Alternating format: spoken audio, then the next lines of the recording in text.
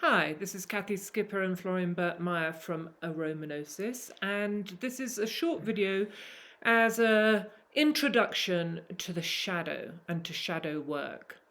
So the Jungian definition of shadow is the parts of ourselves that we are unwilling or unable to be consciously aware of. The shadow aspects of ourselves is really where the growth happens. We often try and steer away from our shadow, but it's the source of our growth. It is the well from which we draw wisdom from the unconscious. And the unconscious is extremely wise, even though many people try to ignore it, including health professionals. So when everything's going just fine, which is great, we're able to enjoy our relationships, our work, our leisure. We develop new projects. We're really in the energy of life. And then when things are more challenging or something happens, we find ourselves feeling pain, or our ego is demanding that we sort of look at things in our life. It is at these times it's best to go inwards, and there we encounter our unconscious or our shadow. So Jung said that we become enlightened not by imagining figures of light outside ourselves, but by fearlessly confronting the darkness inside. The shadow can destroy us with its power, for example, in addictions, or it can become our greatest teacher and ally. If we pretend it's not there, the more unconscious we are of it, the more we pretend it's not there, the more power it has over us.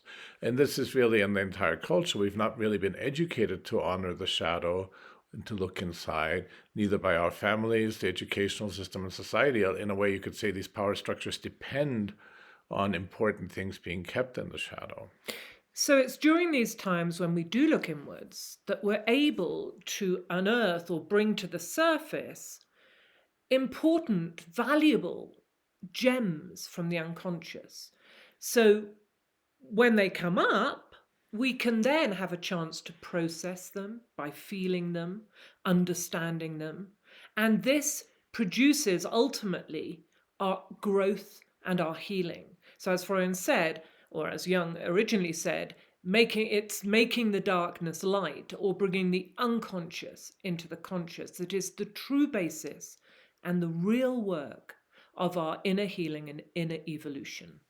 And that's, to me, the meaning of Jung's statement, I'd rather be whole than good. Good to me is sort of our limited sense of, oh, I'm a nice person, ignoring the shadow. Whole means facing and confronting and integrating what comes up from the shadow. So how can you begin to work with your shadow? When you have a strong reaction and intense emotion towards someone or something, it's really hard, because when you're really caught up in the emotion, it's hard to step back. But if you're able to step back, you can say to yourself, what is it that's triggering me, that I'm feeling so strongly about the situation, about this person? You turn it inward, and the related concept is projection. We ask other people and situations to carry shadow aspects of ourselves. When we have a strong emotional reaction to something, it means we're projecting a shadow aspect of ourselves. And that's worth examining, saying what feeling is coming up, what feeling does it initially feel like, oh, couldn't possibly be me, and look at that and say, well, what part of me, what part of my shadow is being manifested in this situation?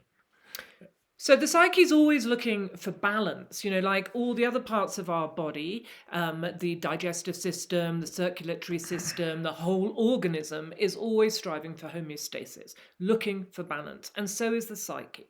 So what is revealed when we listen to our shadow that has been tucked away, it's been kept down or kept under lock and key, when these things come up, we're surprised that we're often we didn't realize things about ourselves. And it doesn't have to be negative things. It could be, for women, a lot of the time we find that there's a strength, a power that we tucked away in our shadows. And when these things come up, because usually what comes up is what's ready to come up. It's like, I always see it as a fruit that's ripe on the tree. When something's pushing to come up from the unconscious, it's the fruit ready to be picked. And it usually, when we allow it to come up and we work with it, makes complete sense. It's the missing part. It's what we need to move forward.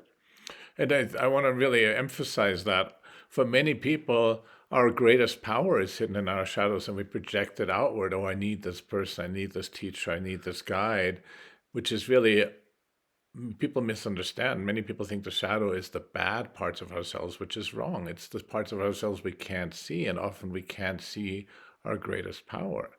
Now, as we continue our shadow work, it becomes clear that our shadow isn't just something personal. It is easiest to understand the personal shadow in these examples we just described, but it's like layers of an onion. There isn't just our personal shadow, but there is family system shadows, community shadows, collective shadows. And as we examine them, we see them, again, because society and families will pretend it's not there, it has great power in its invisibility. So we could say that our families have a family shadow. And in many cases, I don't know many families where their ancestral stories are really well integrated. So there's often also an ancestral shadow.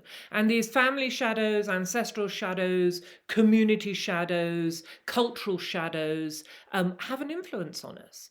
So don't forget, we're often still deeply and affected and shaped by unprocessed, often unmentioned events in our family's past that get passed down. And, I often see it as a bag of hot coals. Something happened, a trauma happened that was difficult to integrate at the time, maybe 2, 3, 4 generations back, and it gets passed down. But it doesn't get passed down consciously. It's not like, here you are, here's this, you have to deal with it. It gets passed down in the shadow, in the collective shadow of that family system. This can be called historical trauma, where it's cultural. So it's not just an individual family that is dealing with a trauma, but it's historical. That means it's cultural. So a whole culture, for example, descendants of the Holocaust, it's not just one family that's dealing with this, the whole Jewish culture. And then there are transgenerational traumas that are individual to the different families that have been affected by them. So, working with these shadows, bringing them into consciousness, processing them, and then putting them to rest or integrating them, that's how we heal the past in the present. When we work on ourselves, we're not just healing ourselves, but whatever we're dealing with ripples out into the collective to other people that are resonating with the same traumas. And also, if we're dealing with something that is ancestral, then that ripples backwards to our ancestors and forwards to our descendants.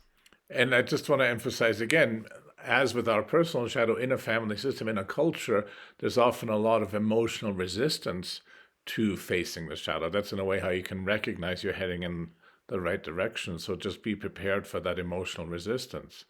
And becoming whole and loving ourselves requires loving all of ourselves, loving the shadow. In a way, the shadow is often buried by shame, by power structures, by if you don't do as I say, bad things will happen. So this loving those parts of ourselves, Jung calls it like the lowest of the low, that's how we can heal.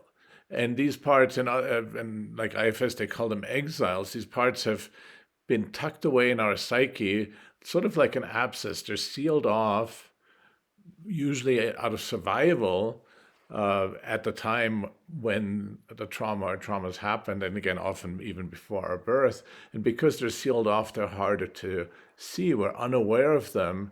And so there's things we're unaware of ourselves, or there's things we hate or dislike about ourselves, although, of course, often we project the parts we don't like about ourselves onto others.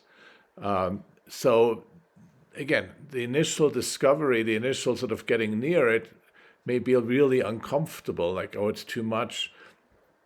But that's where the love comes in, when we welcome these parts that have been exiled, that have been sealed off like an abscess.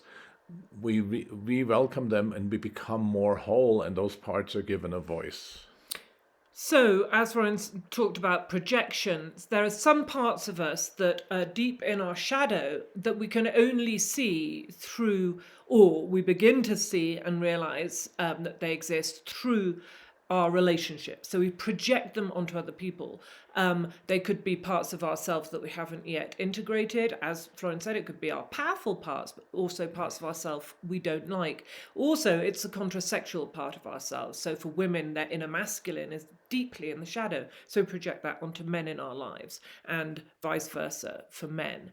So the trick is really to change perspective. Instead of, like a film projecting that onto other people, is to ask ourselves, when there's a deep emotion about some kind of relationship going on, you can't get it out of your head, it's sort of slightly like a complex. The idea is to take that and to reel it in, to change perspective, to ask yourself, hang on, instead of blaming that person because I don't like them and they're really getting on my nerves and every time I see them I can't get them out of my mind, I might be projecting onto them. What part of myself do I need to look at? If I reel in or just write down all the things I don't like about them, I can find out parts of myself maybe that I'm not integrating, not accepting, not liking, and reconnect with these needy parts, these hurt parts, or these parts that I've been rejecting, and give them what they need. That's sort of what the healing is. Again, going back to what Florian mentioned a few minutes ago, it's about loving all of ourselves, being whole, which isn't just loving the parts of ourselves that we like and we love, but it's loving the parts of ourselves that we find more difficult to accept. I think it's important because it restores us. It gives us a sense of responsibility and power. If it's someone else's fault, if we're projecting, in a way, we're blind to ourselves, we're blind to our ability to change it. When we own it, when we say, wow, what am I projecting? What's in my unconscious? It actually gives us a sense of, hey, there's something I can do about this. And I think that when we're externalizing like that, it's disempowering. When not, we can feel more power. And so there are many parts of ourselves, many shadow aspects. Again, it's like an onion, and it really is the work of a lifetime, and it keeps going. You say, oh, I figured out my shadow, and then there's more, and I figured out my shadow, and then there's more. But again, in that process of unearthing more and more of our shadow, we become more and more whole, and we develop these loving, nurturing relationship with all parts of ourselves. Instead of saying, oh, this is something I don't want to deal with, we realize the shadow is actually a gift. And it can happen at any time in our life. Jung somewhere said that this is really the work of the second half of our life. So, tools for shadow work. The unconscious or the shadow speaks a different language than our conscious intellectual left brain. And so we need specific tools to be able to access this deeper part of ourself. And some of the tools that we use are journaling, automatic writing, working with dreams, artwork, including collage making, and all these things, clay, all these written and art-based activities are to be done from a place of feeling, not thinking about it. It's not mapping out a specific thing. It's actually allowing something deeper to come through. So you don't think about it like automatic writing. You just keep writing. You don't take the pen off the page. Other tools for working with the unconscious being in nature, horse therapy, plant journeying with psychedelics, of course, or we work a lot with aromas for journeying. And there are many other tools. These are just some of the tools that we we use. So listen to what speaks to you, which medium really inspires you, and start just allowing yourself to feel into it. And one of the free resources on our website is a shadow work checklist. We'll put the link below. And also, since we work a lot with aromas, we have found that labdanum essential oil, we call it the master of shadows. It's a really powerful oil that just will not stop. It will dig until it's gotten to the root, what's in the shadow of the thing that you're wrestling with, what's buried deep in our cellular memory. And we'll have another link down below to a couple of videos we did about labdanum and shadow work. So if you like our videos, subscribe to our channel, and we'll see you soon. Bye.